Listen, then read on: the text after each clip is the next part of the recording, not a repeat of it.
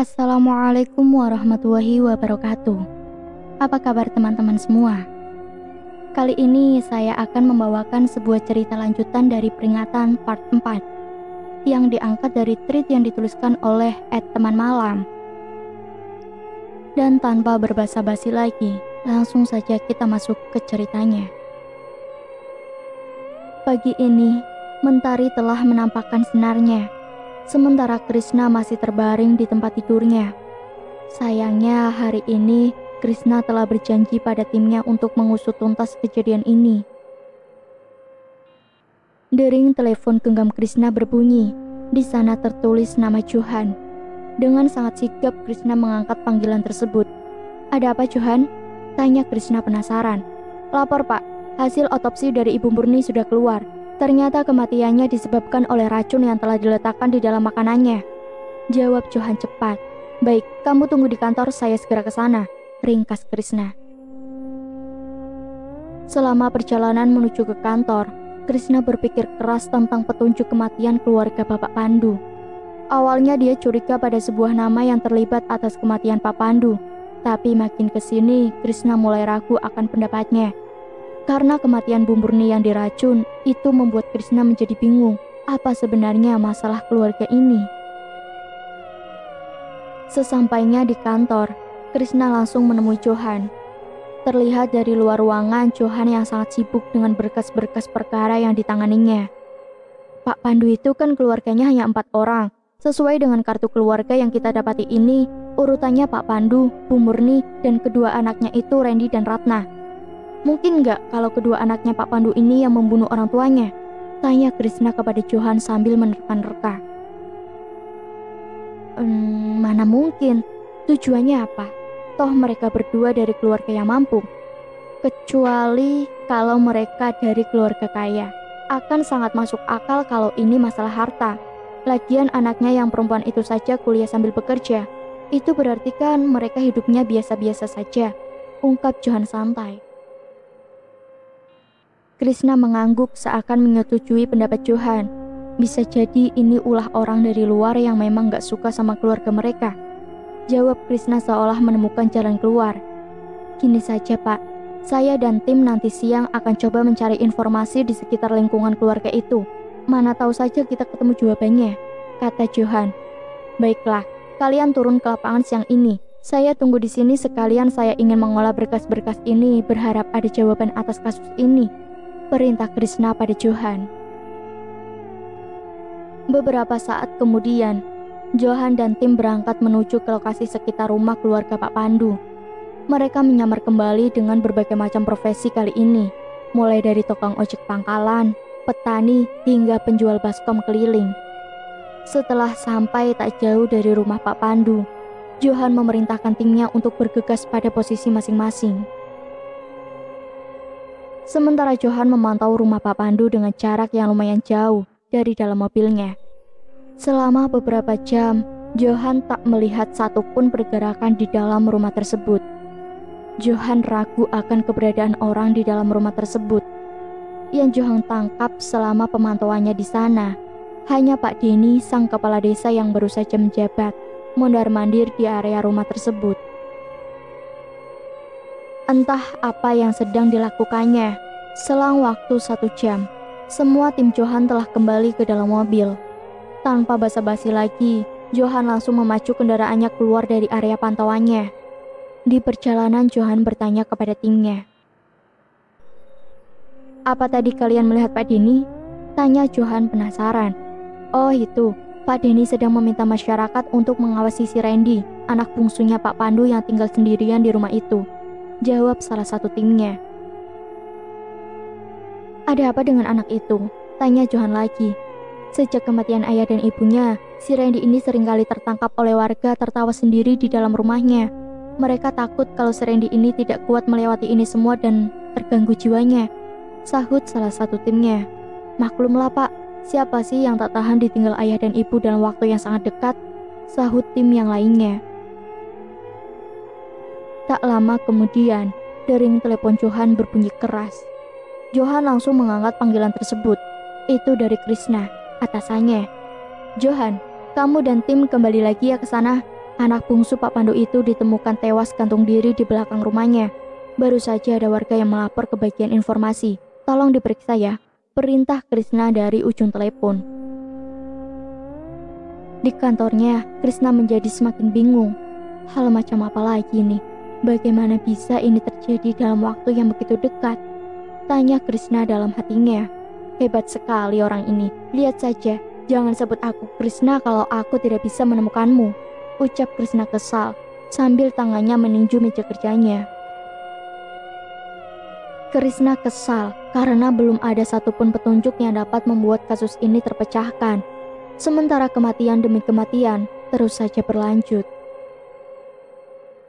Benar saja, setelah Johan dan tim sampai di tempat yang tadi sempat dipantaunya, tempat itu sekarang sudah ramai didatangi oleh warga kampung setempat. Semua orang menghebohkan kematian sang anak bungsu dari keluarga Pak Pandu ini.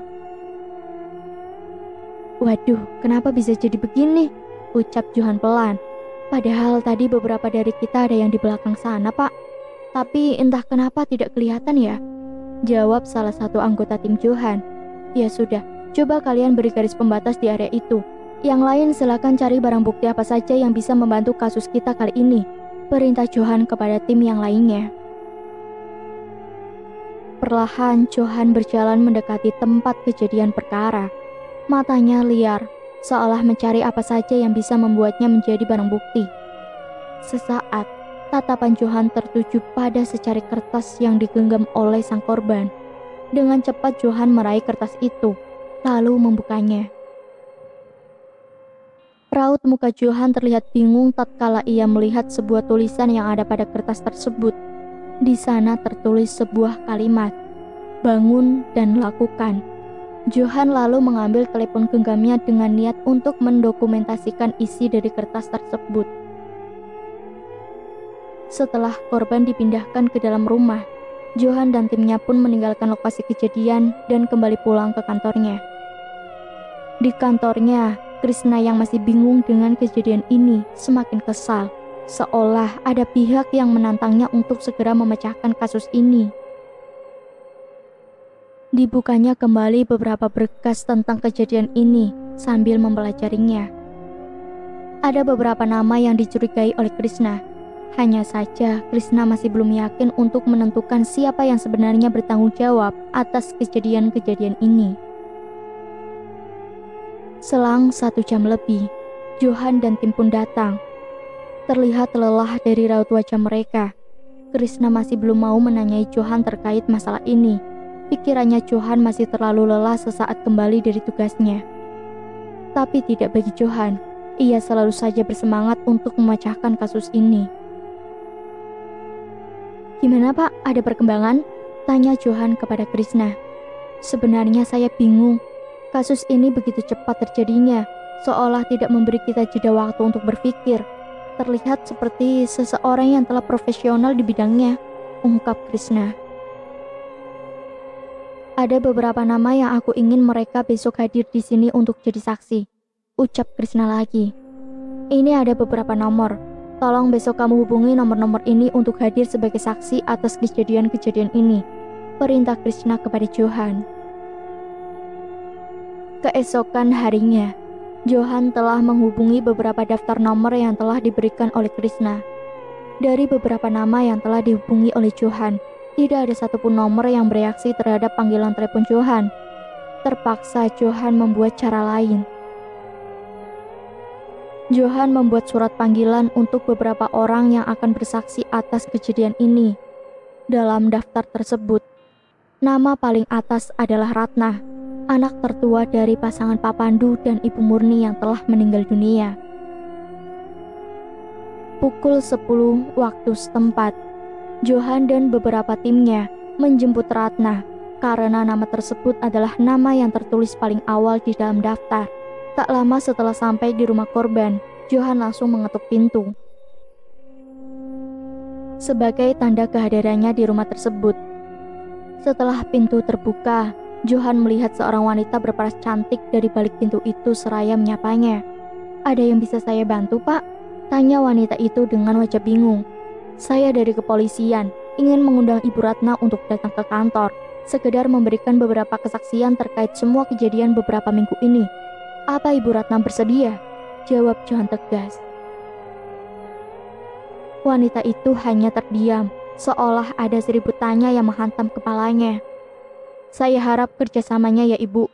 Saya mohon Ibu bisa meluangkan waktu besok untuk datang, agar kita bisa segera menyelesaikan semua kasus perkara ini. Lanjut Johan dengan suara yang lumayan lantang. Baiklah kalau begitu, saya izin pamit ya Bu, pungkas Johan sambil berjalan ke arah mobil bersama beberapa orang yang ada bersamanya. Keesokan harinya, wanita itu memenuhi surat panggilan yang telah datang padanya kemarin. Johan yang sadar akan keberadaan wanita itu langsung beranjak dari tempat duduknya dan membawanya ke ruangan Krishna. Saat itu Krishna sedang dalam perjalanannya menuju ke kantor. Terlihat wanita itu wajahnya sangat murung, seolah menahan sedih yang begitu dalam, mengingat beberapa orang yang dicintainya pergi satu persatu. Ada sejuta tanya dalam hati Johan ketika melihat wanita ini. Pikirannya dalam hati, tidaklah mungkin seorang wanita secantik ini punya niat untuk membunuh keluarganya. Pandangan Johan pun terhenti ketika Krishna mulai memasuki ruangannya. Tiba-tiba saja aura ruangan itu menjadi aneh, seperti sesuatu sedang mengintai tapi tidak berwujud. Johan pun bisa merasakan keanehan itu, hanya saja ia tak tahu apa yang sedang terjadi. Pagi Bu Ratna, sapa Krishna mencairkan suasana. Iya Pak, pagi, balas Ratna dingin. Bagaimana kabarnya Ibu? Tanya Krishna lagi. Ya seperti yang Bapak lihat, ujar Ratna sambil melempar senyum yang seolah tertahan. Kita mulai saja Bu. Nomor Ibu tertera pada panggilan masuk di telepon genggam Pak Pandu. Boleh saya tahu, itu membicarakan hal apa? Cecar Krishna sambil menatap dalam mata Ratna. Tiba-tiba saja Ratna terdiam, seolah tidak ingin menjawab pertanyaan itu. Walaupun Krishna tahu apa isi percakapan tersebut, tetap saja Krishna ingin jawaban itu keluar dari mulut Ratna sendiri. Boleh saya tahu berapa nomornya Pak? Balas Ratna. Sesaat Ratna terlihat seperti ingin mengalihkan percakapannya. 0855132544XX. Apa itu nomor milik Ibu? Tanya Krishna lagi. Nomor itu sudah tidak saya gunakan lagi sejak 6 bulan lalu, Pak. Apakah boleh saya tahu isi percakapan itu, Pak? Tanya Ratna lagi. Sepertinya tidak, Bu. Karena ini rahasia negara, balas Krishna ragu. Beberapa saat kemudian, pertanyaan demi pertanyaan makin dalam kepada Ratna. Tapi sepertinya situasi tidak lagi kondusif. Ratna terlihat seperti ingin mengelak dari beberapa pertanyaan yang dilontarkan oleh Krishna.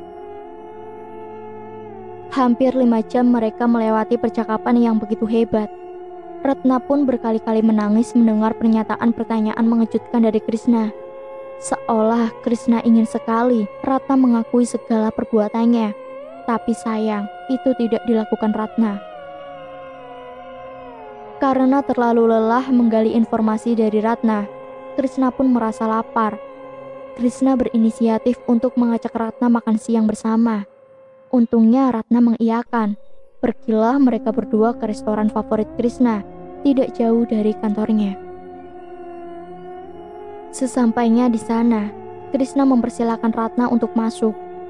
Di dalam restoran mereka duduk berhadapan, saling tatap satu sama lain. Ada perasaan lain yang Krishna tangkap dari Ratna, dari sikap dan cara pandang Ratna. Seolah ada kemarahan besar yang sedang berhadapan dengan Krishna. Wanita ini cukup cantik jika dikategorikan sebagai pembunuh. Hanya saja tatap matanya yang membuatnya seperti menahan amarah yang sangat dalam, gumam Krishna dalam hati. Tak lama mereka telah menyelesaikan makan siangnya. Krishna menuju ke kasir untuk membayar makanan mereka. Sedangkan Ratna masih sendiri di meja tempat mereka tadi berdua makan. Tak banyak percakapan yang terjadi antara mereka sebelumnya. Setelah Krishna kembali ke meja tersebut, ia mengajak Ratna untuk pulang bersama. Hanya saja Ratna menolaknya dengan alasan ia masih ingin sendiri saja dan sedang tak ingin ditemani. Selanjutnya, Ratna menaiki angkutan umum dan berlalu pergi dari hadapan Krishna. Hari itu selesai tanpa banyak jawaban yang didapat Krishna. Tapi entah mengapa, Krishna masih merasa ada satu yang janggal. Hanya saja ia tak tahu itu apa. Setelahnya Krishna tidak lagi kembali ke kantor. Ia langsung kembali ke rumah. Makan malam di rumahnya baru saja selesai. Seperti biasa, Krishna harus memakan obatnya 1 kali setelah makan siang dan makan malam. Penyakit aneh Krishna lah yang membuatnya harus mengkonsumsi obat itu. 1 kali saja dia tidak mengkonsumsi obat itu, bisa berakibat fatal buat nyawanya. Krishna bingung. Malam ini dia tidak dapat menemukan obat itu. Wajahnya terlihat panik seakan sadar ia tak akan bisa apa-apa tanpa obat itu. Kemana obat itu? Perasaanku tadi siang masih ada, ujarnya dalam hati. Apa mungkin ketinggalan di kantor ya? Krishna meraih telepon genggamnya, lalu menghubungi ruangan di kantornya. Di sana masih ada Johan yang belum pulang karena masih memeriksa berkas-berkas kejadian Pak Pandu. Telepon di ruangan itu berbunyi beberapa kali, membuat konsentrasi Johan membuyar. Halo, selamat malam, sapa Johan. Johan, ini Krishna. Coba kamu lihat di dalam laci meja kerjaku. Apakah di sana aku meninggalkan obat yang biasa aku bawa? Balas Krishna. Johan jalan menuju ke meja Krishna. Beberapa kali ia mencari pada beberapa sudut meja Krishna. Namun ia tidak menemukan apapun benda yang berbentuk seperti tempat obat. Sepertinya tidak ada, Pak. Bisa saya pastikan tak ada satu benda pun yang mirip dengan kemasan yang biasa Bapak bawa. Coba Bapak ingat-ingat lagi di mana terakhir Bapak membawa obat itu, ucap Johan. Baik kalau gitu, makasih ya, ucap Krishna seraya mematikan telepon genggamnya. Krishna sangat panik malam itu. Setelahnya ia mencoba menghubungi dokter langganannya untuk mendapatkan kembali obat yang sama. Halo dokter, ini saya Krishna. Bisakah saya mendapatkan obat saya malam ini? Tanya Krishna cepat. Halo Pak Krishna, bukannya obat yang saya berikan harusnya akan habis 2 minggu lagi? Tanya dokter itu kembali. Obatnya hilang Pak, saya lupa terakhir meletakkannya di mana? Jawab Krishna lagi. Wah kacau kalau gitu. Soalnya obat itu makan waktu hingga 2 hari untuk pemesanannya, ujar dokter itu. Krishna terdiam sesaat, lalu mematikan panggilan pada telepon genggamnya.